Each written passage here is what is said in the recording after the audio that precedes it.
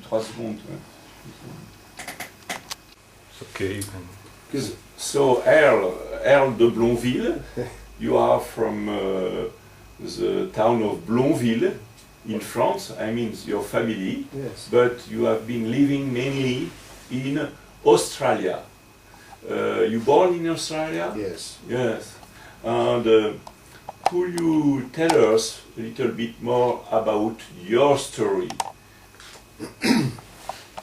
Well, my background was, I was very lucky to grow up as a child in the bush.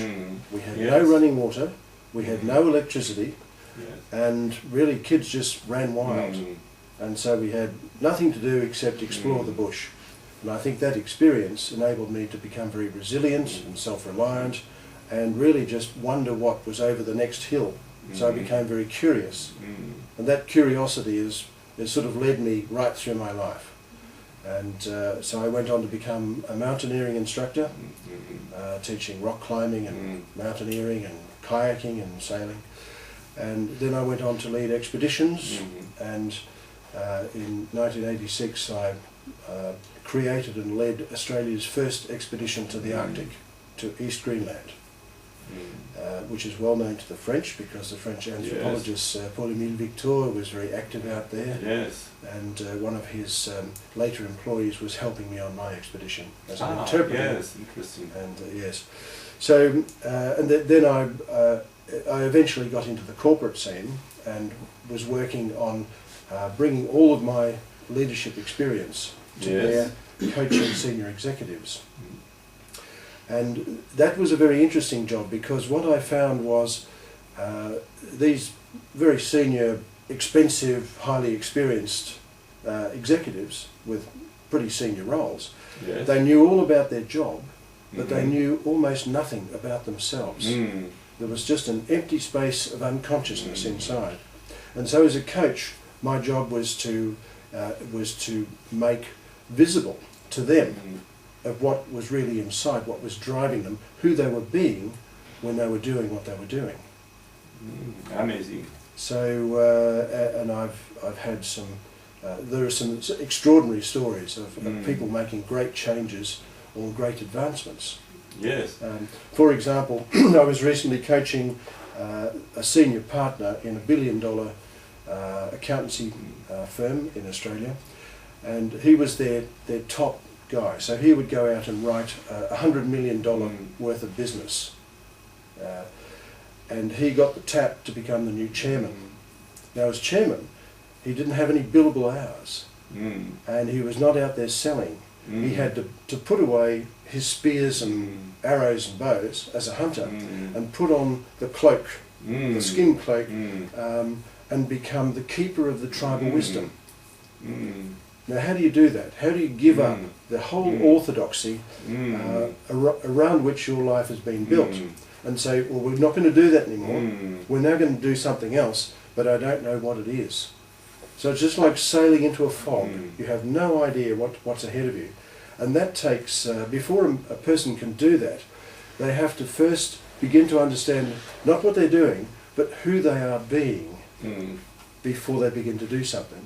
So this means they have to completely change their self-understanding, if in fact they ever had any.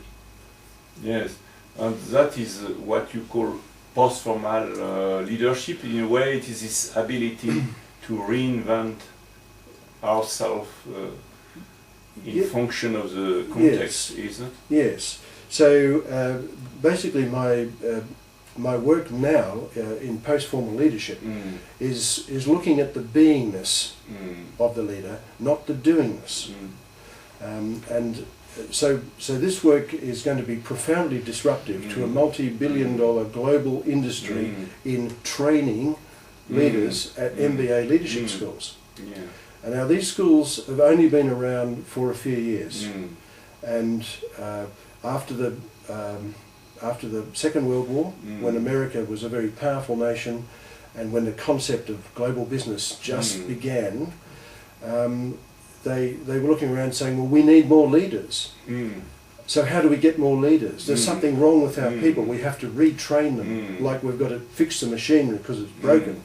And so business school said, well, we'll train you. Here, we've got a program for you. And so big corporations were willing to pay a lot of money to have their people trained in leadership.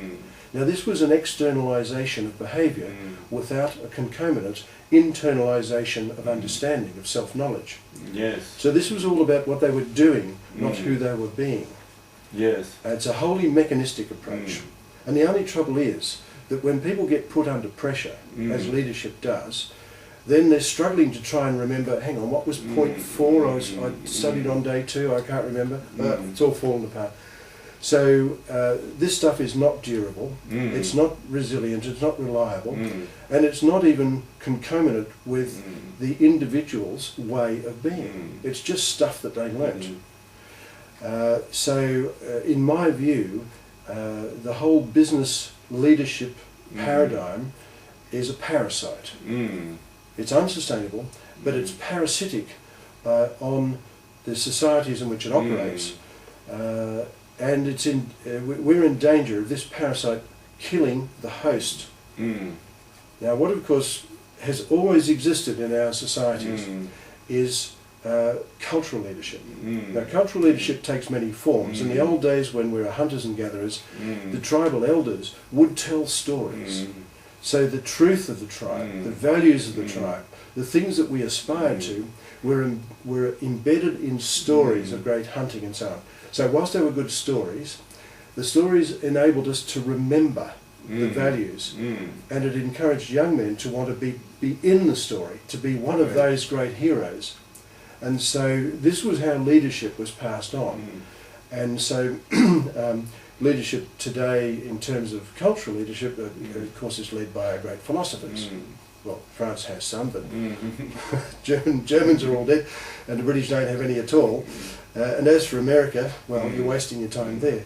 So what I want to do is two things. One is to restore cultural leadership to its position of preeminence, and I want to change the whole paradigm of how business approaches leadership by getting rid of or challenging the concept that you can just go and learn it, do a certificate, and bang, that's it.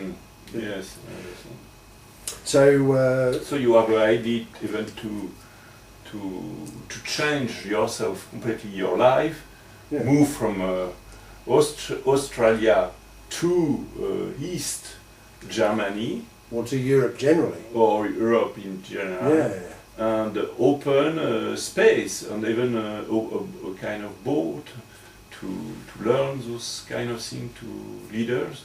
Yes, well, we've got a program that we've put together based on what's called post-formal leadership. Now, if you haven't heard of post-formal leadership, it's simply because it doesn't exist. We're in the process of developing it. So post-formal leadership, it sounds pretty highfalutin, it's very simple. What we're looking at, that stage of human development beyond the formal stage that we reach when we're adults, say 20 years old. There was a long period of time where we said, well, once you're 20, that's it, you're an adult, and nothing else happens. And there was a body of psychologists in America who said, surely we must evolve. Yes. In which case, what does that look like? How do we evolve? How would we know? And so they evolved the whole body of science around post-formal, what happens after the formal. Yes. And this is expressed in terms of qualities, not skills. And so in developing this concept of post-formal leadership, we're going back to the business not of doing stuff with skills, but of who you're being before you use the skills. So you could have, for example, two people, and they're both given a set of carpentry tools, beautiful tools. One man might make some firewood, and the other one might make a Stradivarius violin. So both the same opportunities, the same tools, the same raw materials, but one person is being completely different in the process, and therefore those same tools are used in a totally different way. And it's the same with leadership. So if we're focusing on who the person is being, in other words, bringing out all of that unconscious self into the conscious, and say, well, when I'm leading this company, what is my morality? What is my position on sacking people that don't need to be sacked, putting profits before people, all of that sort of stuff. And so our approach to post-formal is that we've selected 9 qualities, not 9 skills, but 9 qualities of post-formal. And each of these qualities, everybody has, and it's evolved to a greater or lesser extent. So, for example, one of the qualities that we've chosen is the quality of intuition. Now, everybody has intuition. Women use intuition naturally. Men, certainly in highly competitive societies like Australia and America, tend to not use it.